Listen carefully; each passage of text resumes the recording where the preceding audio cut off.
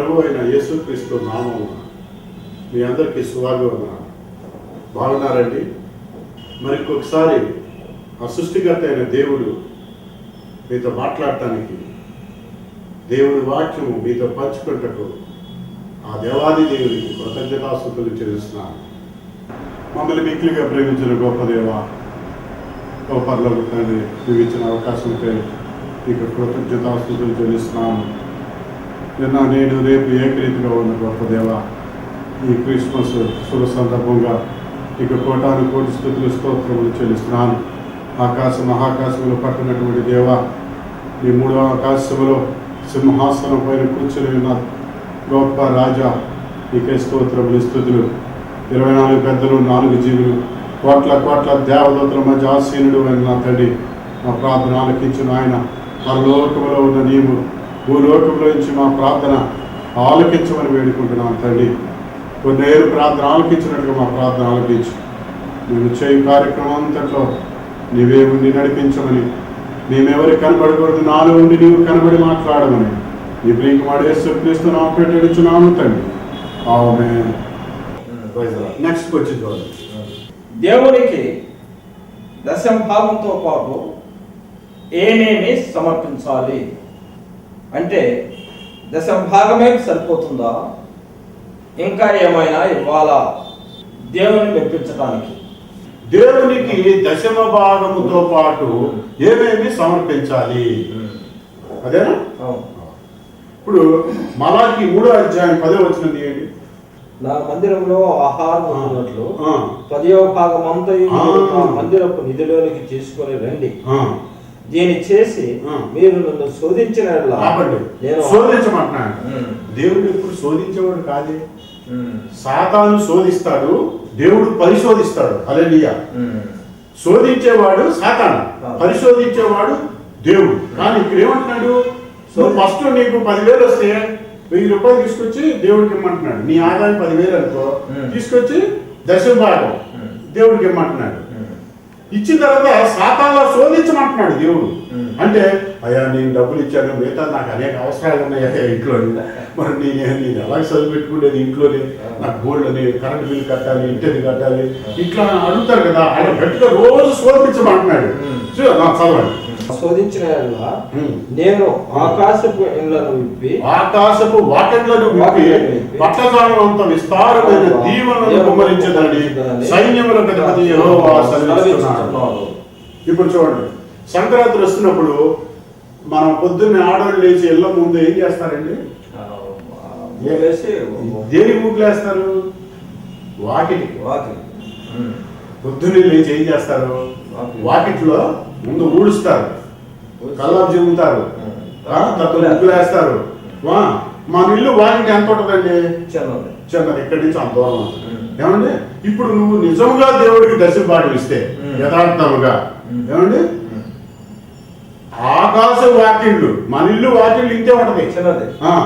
ఆయన కనుక ఇప్పితే ఆకాశ వాకిళ్ళు విప్పి పట్టజాలంత విస్తారమైన ఇల్లు ఇస్తారు. హల్లెలూయా. ఆకాశం అంత వాకిటి ఇలా వచ్చి నీ మీద పడితే నువ్వు తట్టుకోలేవు. అందుకే ఒకేసారి దేవుడు కూడా ఇవ్వడు. నీకు ఆ ఇది రావాలి. దేవుడు రూపు నీకు వచ్చాక నువ్వు ఊహించినంత, అడుగువాడి కంటే ఊహించేవాడి కంటే అత్యధికంగా ఇస్తా అన్నాడు. కనుక దశమ భాగము దేవుడికి ఇవ్వాలి. మన ఆదాయంలో 10వ వంతు దేవుడికి ఇవ్వాలి. చాలా మంది అడుగుతుంది ఇదే, దశమ భాగం 10,000 వస్తే 1,000 రూపాయలు ఇవ్వాలి. ఈ 1,000 కాను కింద ఇవ్వకూడదు. ఈ 1,000 రూపాయలు కాకుండా ఇంకా ఏదైనా ఒక 100 రూపాయలు వేశారనుకోండి, అది కానుక. దేవుడికి ఇవ్వాల్సింది దశమ భాగము. దశమ భాగం కాకుండా ఇంకా ఏదైనా డబ్బులు ఇస్తే అది కానుక. కానుకలు వేరు, దశమ భాగం వేరు. అంతేకాదు, ఇంకా చూడండి, ఓ పొలం పండుద్ది, మాకు 1 ఎకరం ఉంది, పొలం పండుద్ది, కొంత పంట తీసుకొచ్చి దేవుడికి ఇచ్చేస్తారు. దాన్ని ప్రథమ ఫలం అంటారు. దాన్ని ప్రథమ ఫలము దేవుడికి ఇవ్వాలి. కొంతమందికి 5 పిల్లలు పుడతారు. మా మొట్టమొదటి పిల్లల్ని దేవుడు సేవకి సమర్పించుకుంటున్నామండి, దైవ సేవకుని చేస్తాము, దేవుడు సమర్పిస్తున్నాం అంటారు. అది ప్రథమ ఫలం. కనుక దశమ భాగం ఇవ్వాలి, కానుకలు ఇవ్వాలి. 10th క్లాస్ పాస్ అయ్యాడండి అబ్బాయి, 116 దేవుడు చర్చికి వేస్తా అన్నాడు, కానుక. ఓకే, దశమ భాగంలో తీసి ఇవ్వకూడదు. దశమ భాగం ఇవ్వగా కానుక ఇవ్వాలి. తర్వాత ప్రథమ ఫలం ఉద్యోగం వచ్చింది, ప్రార్థన చేయగా ఉద్యోగం వచ్చింది, ఫస్ట్ శాలరీ దేవుడికి ఇస్తాను, అది ప్రథమ ఫలం. ఇంకా దేవుడు ఏం చెప్తున్నాడంటే అది ఎవరు చేయరు, కానీ ఆస్తిలో భాగం ఇవ్వమన్నాడు. సామెతల గ్రంథంలో దేవుడు చెప్తాడు ఆస్తిలో కూడా భాగం ఇవ్వాలి. ముస్లిమ్స్ కూడా అలా ఇవ్వాలి, వక్ఫ్ బోర్డు కట్టాలి యథార్థంగా. కానీ ఎవరు చేయట్లా. ఎవరైతే ఇస్తున్నారో వారందరూ ఆశీర్వదించబడుతున్నారు. హల్లెలూయా. నెక్స్ట్ క్వశ్చన్, కుల మతాల ప్రస్తావనను బైబిల్ సమర్థిస్తుందా? కుల మతాల ప్రస్తావనను బైబిల్ సమర్థిస్తుందా? కులం అని ఎక్కడా లేదు. ఆది కాండం నుంచి ప్రకటన గ్రంథం వరకు 66 పుస్తకాల్లో కులం అని ఎక్కడా లేదు. అది ఎక్కడా లేదు. యూదా మతం అని ఉంది, యూదా మతం అని ఉంది, బైబిల్లో కులం అనే లేదు. ఈ మానవుడు పెట్టుకున్నవే. చాకలి చేతుల్లో చప్పుబట్టే వాడిని కాదా అంటాడు దేవుడు. మొహమాటం లేనివాడు మన దేవుడు, మొహమాటం లేనివాడు, పక్షపాతం లేనివాడు. రవి ఏదో తప్పు చేశాడు, చాలా సంవత్సరాల నుంచి ప్రార్థన చేస్తున్నాడు కదా, ఇతను క్షమిద్దామని అనుకోడు. పక్షపాతం లేదు మన దేవుడికి. ఎవరైనా శిక్షకి పాత్రులు. అయితే దేవుడు మన ప్రాణాన్ని తీసుకోడు, ఆయుష్ పెంచేది. హిస్కియాకి పెంచిన దేవుడు ఆయుష్ మనకు కూడా పెంచుతాడు. ఇక్కడ కులం అనేది బైబిల్లో లేదు, మానవులు సృజించుకున్నది. ఇప్పుడు ఉదాహరణకి మీకు బెస్ట్ ఎగ్జాంపుల్ చెప్తాను. మీ తాతగారి పేరేంటండి? మీ నాన్నగారి పేరేంటయ్యా? సుబ్బయ్య. మీ తాతగారి పేరు? భూషణం గారు. ఓకే. మీ ముత్తాత గారి పేరు? తెలియదు. ఓకే. 200 సంవత్సరాల క్రితం మీ తాతగారి పేరు? తెలియదు. 500 సంవత్సరాల క్రితం మీ తాతగారి పేరు? తెలియదు. 1000 సంవత్సరాల క్రితం మీ తాతగారి పేరు? తెలియదు. మీరు అలా వెళుతూ ఉంటే 2000 సంవత్సరాలు, 3000 సంవత్సరాలు, 6000 సంవత్సరాలు అయింది మానవుడు పుట్టి. అలా చూసుకుంటే ఎవరు వస్తారండి? మొట్టమొదటి మానవుడు అవ్వ, ఆదామేగా. అంతేనా? అంటే మీ తాతగారు తాతగారు తాతగారు తాతగారు ఎవరండి? ఆదామేగా. కులం ఎక్కడదండి? కులం లేదు. ఓకే. ఆయన పిల్లలే మనిషి సృష్టించుకున్నారు. ఆయన పిల్లలు నువ్వు అది, నీవు ఇది, ఇలా రకరకాలుగా, నువ్వు 2, నువ్వు 3 ఇలా అంటుంటారు. 2, 3 లేదు. నా ప్రియమైన వాళ్ళ దేవుని బిడ్డ, ప్రియ విశ్వాసి, 2, 3 నీ నామం పేట ఎక్కడ కూడుకుంటే అక్కడ ఉంటాను. మన మధ్య ఉన్నాడు దేవాది దేవుడు. మనం పెట్టుకునేవి కులం లేదు. మన పితృడు ఆయన ఆదాము. ఆదామంటే గుర్తొచ్చింది. ఒక దైవ చెందాలంట, అయ్యా అట్లా కన్నా చూపించవయ్యా అని ప్రార్థన చేసిందంట. చేస్తే నాకు అవ్వ ఆదామునే చూపించు అన్నాడు. అవ్వ ఆదామునే చూపించంటే సరేనని 1 నెల చేసిందంట. దేవుడు ఏం చూపించలేదంట. 2 నెలలు చేసిందంట, 6 నెలలు చేసిందంట. 6 నెలల తర్వాత ఒక రోజు ఆవిడ పరలోకంలో ఒక దర్శనం చూసిందంట. పరలోకం తీసుకెళ్ళాడంట దేవుడు. చూపించి, నువ్వు అవ్వ ఆదామునే కదమ్మా చూసేది, రా చూపిస్తానని, ఇదిగో అవ్వ, అదిగో ఆదాం, అవ్వ అని చెప్పారంట. చెప్తే అవ్వ ఆదాముని చూపించారంట దేవుడు, దేవాది దేవుడు అవ్వ ఆదాముని చూపించిన తర్వాత దేవుడు అన్నాడంట, అదిగో ఆదాము, అవ్వ, చూడు ఇన్నాళ్ళు అడిగావు కదా అని అన్నాడంట. ఇదిగో అవ్వమ్మకి బొడ్డు లేదు చూసావా అన్నాడు. అవ్వమ్మకి బొడ్డు లేదు చూసావు. అవును ప్రభువా, బొడ్డు ఉండాలి కదా అవ్వమ్మకి అన్నాడు దేవుడితో. ఎందుకుంటుందమ్మా, నేను నా కుడి చేతితో ఆదాము చేశాను, అతన్ని నిద్ర కలిపి చేసి నేను ఎముకను తీసి నిన్ను చేశాను, అవ్వమని చేశాను. అవ్వమ్మ పుట్టినోళ్ళందరికీ బొడ్డు ఉంటుంది కానీ ఆవిడ ఉండదు కదా అన్నాడు. హల్లెలూయా. దేవుడు ఎంత గొప్ప దేవుడు, ఎంత గొప్ప దేవుడు. కనుక కులం లేదు. కనుక మన కులం మతం మానవుడు సృజించుకున్నది. అయితే ఇప్పటికొచ్చి 2000 సంవత్సరాలైనా ఇంకా క్రైస్తవులు యేసుప్రభు పుట్టి 2000 సంవత్సరాలు. ఆ దేవాది దేవుడు 2000 సంవత్సరాల క్రితం పుట్టిన ఇప్పటికొచ్చి కూడా ఇంకా క్రిస్టియానిటీ, ఇంకా ఇంకా ఇంకా మానవులు ఇంకా ఆయన వైపు మారతారని ఎదురు చూస్తున్నారు. ఈలోపు ఈ కులం అని, మతం అని ఇలాంటి పెట్టుకుంటున్నారు. నా ప్రియమైన వాళ్ళారా, అది లేదు. ఓకే, దేవుడి స్తోత్రం. నాకు ఒక్కొక్కసారి అనిపిస్తుంది, నిజంగా నాకే బాధ కలుగుతుంది ఈ సొసైటీని చూసినప్పుడు. 10 ఆజ్ఞలు ఎవరు ఇచ్చారండి? దేవుడు ఇచ్చాడు. తన వేలుతో రాస్తాడు. ఆ పలకలను మోషే తీసుకొస్తాడు. బైబిల్లో అరసున్నాయను పొల్లేను తప్పు కాదు. కానీ నిజంగా దేవుడు నాకు ఆజ్ఞ ఇస్తే నువ్వే 10 ఆజ్ఞలు రాయరా బాబు అంటే నేను 11 ఆజ్ఞలు రాసేవాడిని. 11 ఆజ్ఞ ఏంటో తెలుసండి? నీ దేవుడైన యెహోవాని నువ్వు ఆరాధించినప్పుడు అన్ని వర్గాలను కలుపుకొని సేవించవలను అని చెప్పేవాడు. హల్లెలూయా. నేను దేవుడికి సేవించగాక. మనం అది చెప్పకూడదు, దేవుడి చిత్తము అది. ఓకే, ఇంకొక వచ్చింది చూడండి.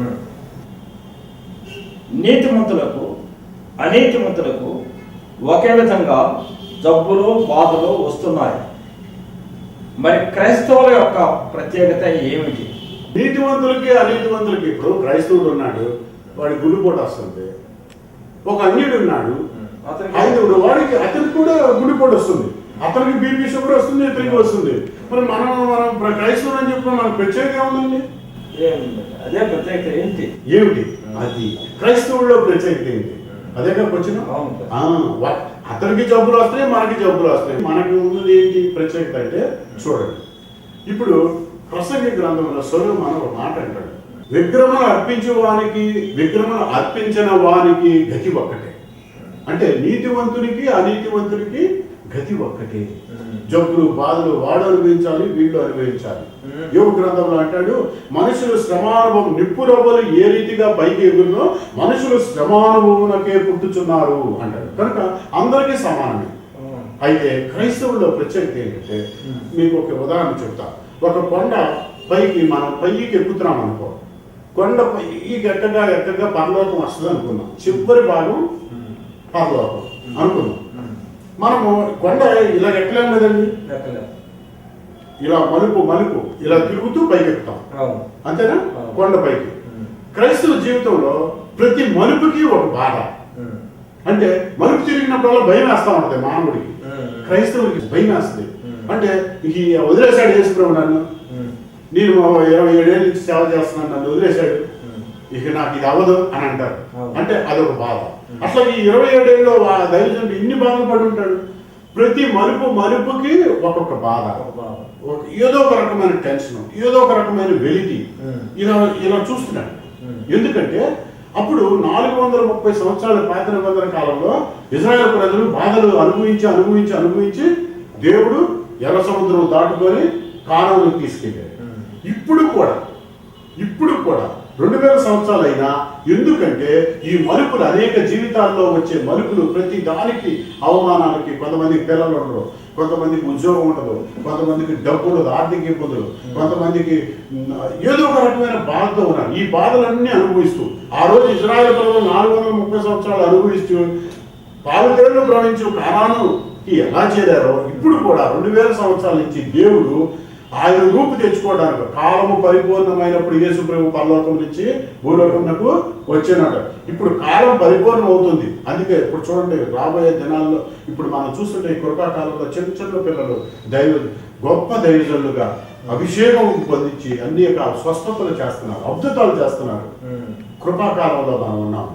కనుక ఇక్కడ మనము ప్రతి మలుపుకి ఒక బాధతో అవన్నీ తట్టుకుంటూ అవమానాలు, ఆర్థిక ఇబ్బందులు, అన్నిటి నుంచి ఆ జబ్బులు అన్నిటిని తట్టుకొని వెళ్తే చివరికి మనం వెళ్ళేది, క్రైస్తవుడు వెళ్ళేది పరలోకం. క్రీస్తు రక్తముతో కడగబడిన వాడికి మాత్రము అంతం వరకు సహించిన వాడు మనకి పరలోకం వెళ్తాం. అది నిరీక్షణ. అది అన్యులకు లేదు. హల్లెలూయా. కనుక ఇంకొక క్వశ్చన్ చూడండి. క్రైస్తవుడు వర్ధిల్లాలి అంటే ఏమి చేయాలి? క్రైస్తవులు వర్ధిల్లాలంటే ఇప్పుడు చూడండి, మీరు కీర్తనలు 122 అధ్యాయం చదవక్కర్లేదు. కీర్తనలు 122 కీర్తన 6వ వచనంలో యెరూషలేము యొక్క క్షేమము గురించి ప్రార్థన చేసిన వాడు వర్ధిల్లుతారు. యెరూషలేము గురించి ప్రార్థన చేయాలి, వాళ్ళు వర్ధిల్లుతారు. చాలా మంది యెరూషలేము గురించి ప్రార్థన చేయరు, ఊరికి అక్కడికి వెళ్ళేసి వస్తారు. అక్కడికి వెళ్ళేసి ఊరు చూస్తే చాలు, ఆ దేవాది దేవుడు పుట్టిన ఆ ఊరిలో మనం కూడా అడుగులో అడిగేసి ఆ ప్లేసుల్లో తిరిగి వస్తే ప్రార్థన చేయాలి. వాళ్ళ గురించి ఏం ప్రార్థన చేయాలి? యెరూషలేము క్షేమంగా ఉండాలి. ఎందుకంటే యెరూషలేము చుట్టూ దాదాపుగా 22 గల్ఫ్ కంట్రీస్ ఉన్నాయి. దాని మీద కన్ను వేస్తుంది, కానీ ఏమి చేయలేదు. దేవుడు కన్ను యెరూషలేము మీద ఉంది. దేవుడు కన్ను మీ ఇంటి మీద ఉంది అనుకోండి, ఎవరైనా ఏమి చేయగలరా? అది దేవుడు మన పక్షంలో ఉండగా మనకి విరోధి ఎవడు ఉంది కదా. అలాగే యెరూషలేము మీద దేవుడు కన్ను ఉంది, ఎవరేం చేయలేరు. అందుకే ఇష్మాయేలు పుట్టినప్పుడు ఒక మాట అంటాడు, నీ చేతులు హాగరికి పుడతాడు. అబ్రహాంకి హాగరికి పుడతారు కదా, నీ చేతులు లోకమునకు శత్రుత్వం కలిగి ఉందని అంటాడు. పుట్టినప్పుడే దేవాది దేవుడు చెబుతాడు. ఆ చుట్టూ ఇజ్రాయిల్ మీద ఎప్పుడు డిస్ట్రాయ్ చేద్దామా అని. ఒక ఆయన అన్నాడు, యెరూషలేములోనే శాంతి సమాధానం లేదు, యెరూషలేము ఆ దేవాది దేవుడు నీకెలా సమాధానం ఇస్తాడా అన్నాడు. యెరూషలేములో మనకి చనిపోతుంటారు, ఆ పాలస్తీనా వాళ్ళు యుద్ధం చేస్తూ ఉంటారు. ఇప్పుడు దాకా 100 సంవత్సరాల నుంచి యుద్ధం, 3500 సంవత్సరాల నుంచి యుద్ధం చేస్తూనే ఉన్నారు. ఫిలిస్తీన్లు తిరగబడుతూనే ఉన్నారు. మరి మీరు మాకు సమాధానం చెప్పేది యెరూషలేము గురించి కాదు. అందుకే యెరూషలేము గురించి ప్రార్థన చేయండి, మీరు వర్ధిల్లుతారు అన్నాడు దేవుడు. అంటే ఆ యెరూషలేము గురించి, ఆ ప్లేస్ గురించి ప్రార్థన చేయమన్నాడు. మన మన మన శరీరము ఎవరైతే యెరూషలేము గురించి ప్రార్థన చేస్తారో ఆ శరీరం మనకు, మనిషి అంటే శరీరము, జీవము అంటే లబ్ధ కొట్టుకుంటుంది కదా, ఆత్మ, ఈ 3 కలిపితే వచ్చేది మనిషి. ఏ మనిషి అయితే ఇందాక మనం అనుకున్నాం కదా, ఏ మనిషిలో అయితే దేవుడికి నమ్మకంగా ఉంటాడో, ఆ నివసిస్తాడో దేవుడు, ఆ శరీరమునకు సమాధానం. అంటే యెరూషలేము కాదు సమాధానం. అందుకే యెరూషలేము గురించి ప్రార్థన చేయండి, నా కన్ను దాని మీద ఉన్నది అంటున్నాడు. అందుకే ఇన్ని సంవత్సరాలైనా మళ్ళా యెరూషలేము గురించి ఎవరు ఏమి చేయడానికి వీల్లేదు. దేవుడు కన్ను యెరూషలేము మీద ఉంది. ఓకే, నెక్స్ట్ ఆ వర్ధిల్లాలంటే ఇది ఫస్ట్ పాయింట్. ఇంకోటి చెప్తాను చూడండి. మనకి ఏదైనా దేవుడు మేలు చేస్తాడు, ఏదైనా మేలు చేసిన తర్వాత మనము కృతజ్ఞత చెప్పాలి. చాలా మంది కృతజ్ఞత చెప్పరు, అసలు కృతజ్ఞత కూడికే పెట్టరు. కృతజ్ఞత కలిగి ఉండాలి. 10 మంది కుష్ఠరోగులు ఉన్నారు, ఎంతమంది స్వస్థపడ్డారు? అందరూ స్వస్థపడ్డారు. కానీ ఎంతమంది వచ్చి కృతజ్ఞత కలిగి ఉన్నారు? ఒక్కడే. ఒక కుష్ఠరోగి వచ్చి కృతజ్ఞత కలిగి, అరే మిగతా వాళ్ళు స్వస్థపడ్డారు మరి ఏది అని అడుగుతారు. దేవుడు మనసు చూడండి. అంటే దేవుడు స్వస్థత కలిగిన తర్వాత నాకు వచ్చి మినిమము కత్తసీగా కనబడ్డా లేదని, కృతజ్ఞత కలిగి ఉందా లేదా అని ఆలోచన చేస్తున్నాడు దేవుడు. హల్లెలూయా.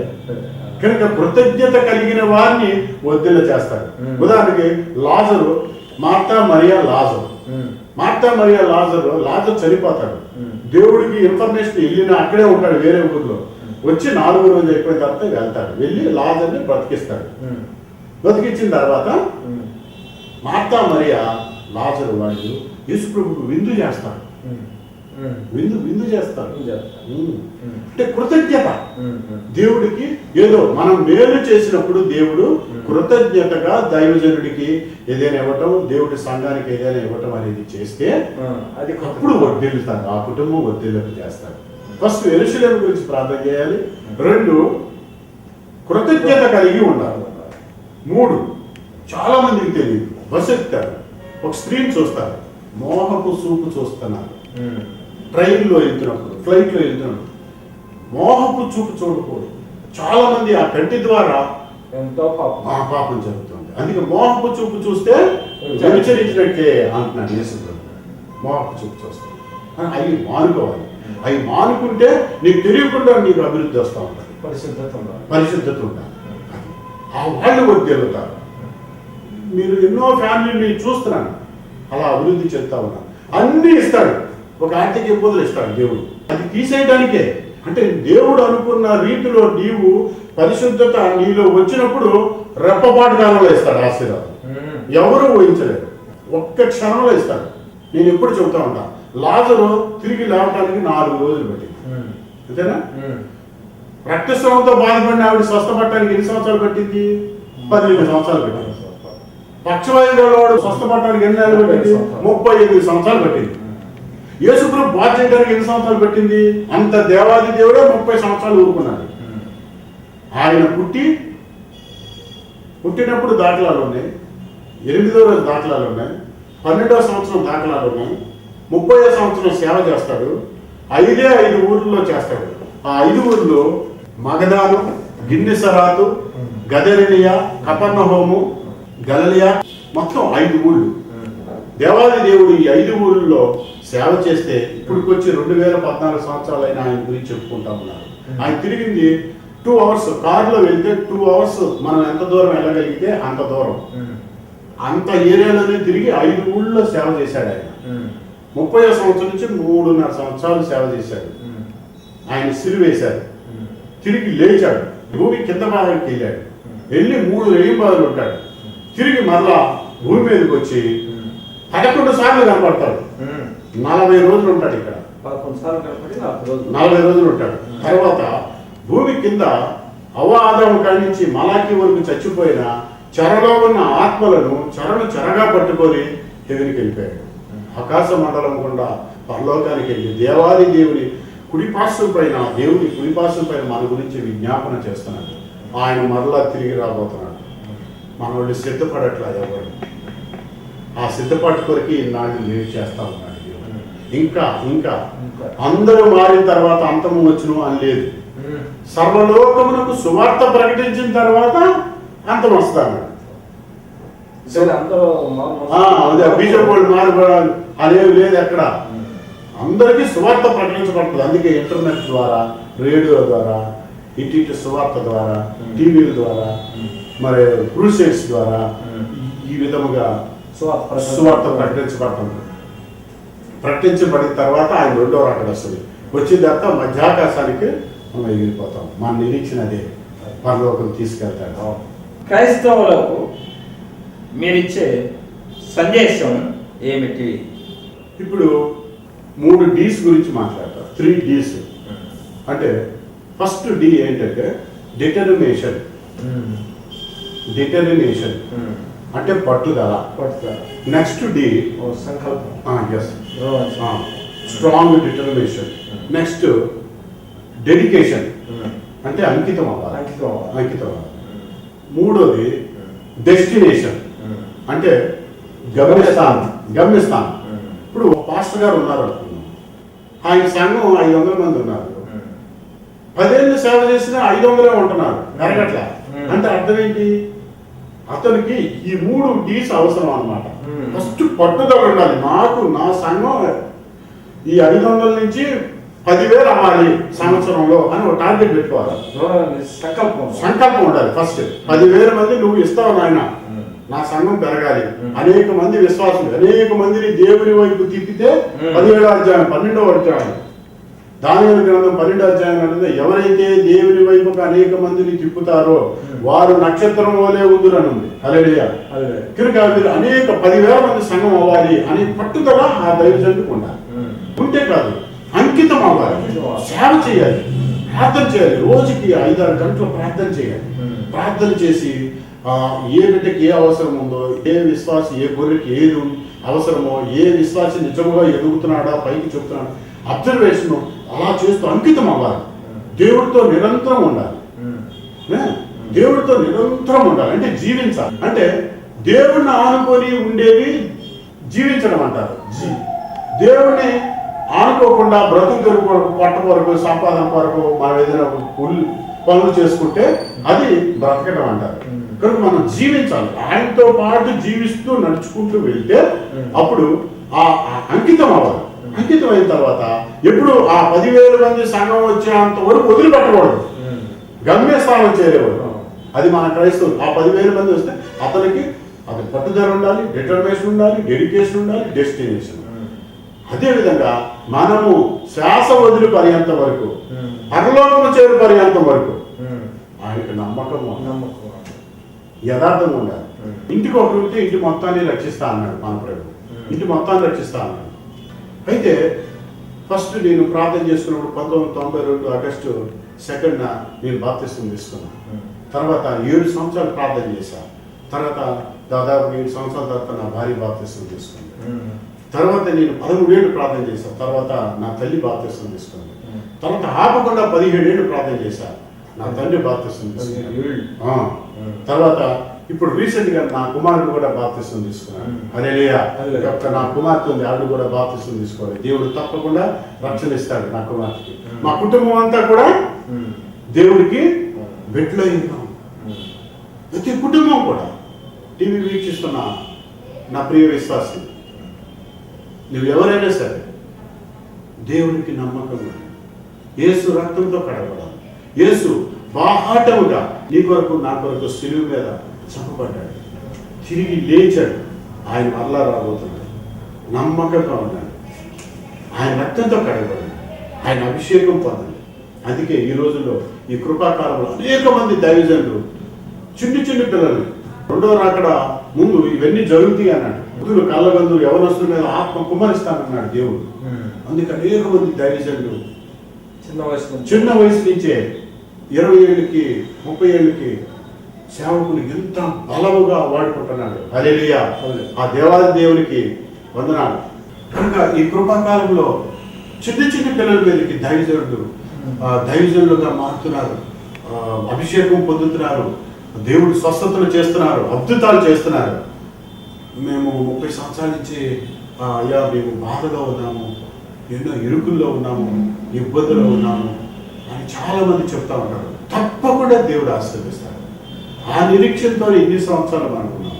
బాహాటముగా నీ కొరకు నా కొరకు ఆ దేవాది దేవుడు సిలువలో మరణించాడు.